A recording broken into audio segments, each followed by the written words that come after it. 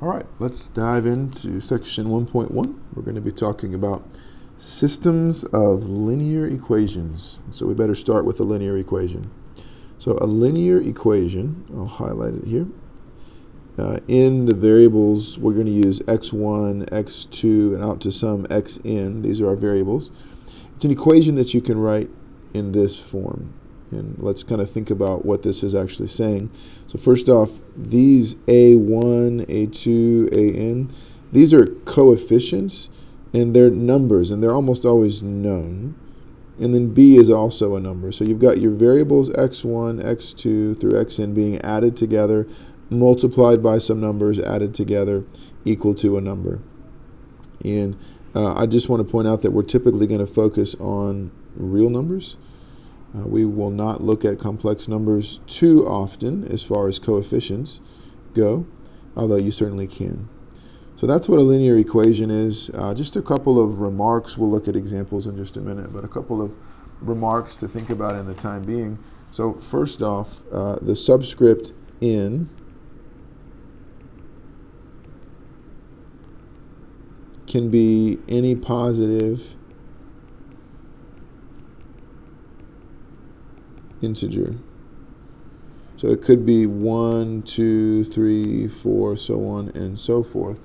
And that kind of brings me to the point of why we use these x1s, x2s, for variables. Because in the past we've used just x, y, and z maybe. So let's just say that we use x1, x2, x3, ... for variables instead of just x, y, and z, etc., because we need, I don't know, let's just say lots of variables. So we want to be able to consider systems or linear equations with maybe 100 variables present or 200 variables present. And it's not very convenient to have to write out 200 different letters, and in fact you sort of run out of English letters and Greek letters, and you can easily have a symbol shortage. So using the subscript notation allows us to have as many variables as we need. I'll mention this later in the notes, but I'll say it here as well. In your mind, it's perfectly fine to think about x1 as playing the role of x and x2 playing the role of y in the way that it usually has in the past, and x3 playing the role of z like it has in the past as well. Okay, so next thing that I want to discuss with you is why are these kinds of equations, why are they called linear? What does the name come from? So these equations, let's just say it like this, equations of this form are called linear because, and we can actually write down two examples. So one, let's just say that we have 2x1 plus 3x2 equals 5. There's an example of this kind of equation. You should identify what's in. Well, the largest subscript is 2, so n is 2. What's a1? a1 is the number in front of x1, so a1 is 2. A2 is 3, and B is 5. You can sort of see the identification there. So this equation you can think of, if you want, as 2x plus 3y equals 5. This is a line, and I'm going to use a symbol you may not have seen in R2. R2 just means the Cartesian plane. We'll talk a lot about this throughout the course. Another quick example. What if we had, I don't know, 3x1 plus 2x2 minus 4x3 equals 12. If I want, I can rewrite this as 3x plus 2y minus 4z equals 12. And this is a plane in R3. Hopefully, those of you that have had Calc 3, which I think is all of you, can recognize that.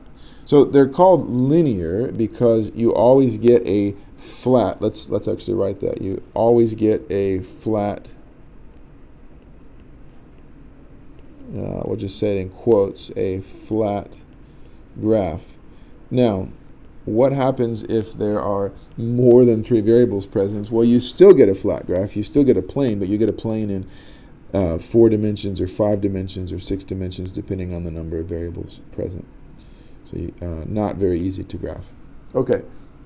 Fourth and final thing is that linear equations really come down to the following observation here. If you look back at the definition, you have to have your variables with only an exponent of 1 on them. So you don't see x1 squared or to the 1/2 or anything like that, and you never see variables being multiplied with other variables. It's always a constant times a variable to the first power plus a constant times a variable to the first power, so on and so forth. So let's actually say that. So all variables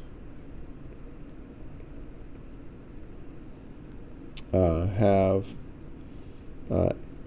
exponent of 1, never, let's, instead of saying never multiplied together, let's say no variables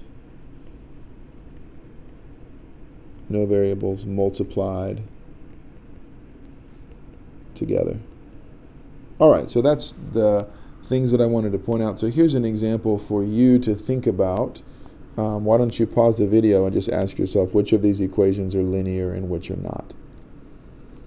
Okay, so this first equation is kind of interesting because notice there's an x1 on this side and an x1 on that side, and the number is over here, not over there. It doesn't quite fit this form, but hopefully at a glance you realize, oh yeah, I can just move things around. I'll just move this and combine it, and I'll move the 7 over there, and you can immediately write this thing as what? 3x1 minus 3x2 equals -7. So this thing is linear. We're good to go.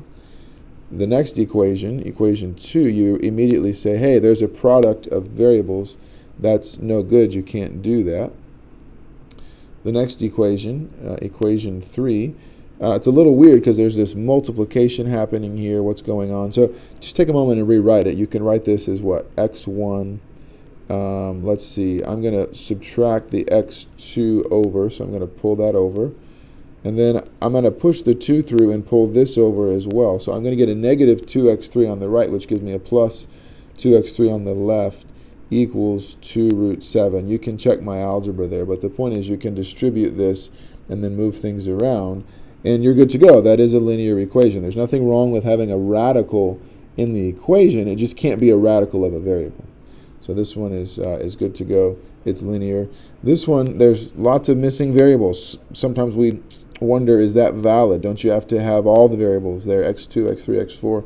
And the answer is you do. Their coefficients are all just 0. You can write this as x1 plus 0 times x2 plus 0 times x3 plus 0 times x to the 99 plus x to the 100 equals 0. And by the way, 0 is a number, so you're allowed to have an equation equal to 0. So this thing is absolutely linear. You're good to go. This one, you can tell at a glance, is not because there's a radical of a variable there. So that one's no good. All right, so we'll stop this video here, and we'll just keep going in the next one. You can pause or get a drink or whatever you need to do.